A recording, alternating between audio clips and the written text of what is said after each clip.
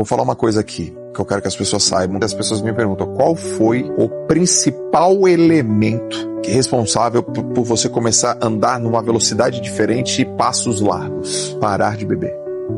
Eu não era um cara que tinha problema com bebida, nenhum. Mas eu bebia. Eu sou sociável, então eu ia nos lugares, que eu tomava uma cervejinha e tal. E aí eu gosto das pessoas, eu gosto de conversar com as pessoas. E aí eu ia para um lugar que aquilo convergia. Sabe o que aconteceu no outro dia? Eu acordava com preguiça, eu acordava lento. A conversa das pessoas era uns papos esquisitos. Um falava mal do outro, e aí um que fazia um negócio com...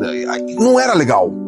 E aí um dia eu tava correndo na esteira, escrevendo um livro. E eu falei assim, vou colocar toda a minha energia para terminar esse livro, e quando eu terminar esse livro, eu vou tomar um champanhe com a Lalas.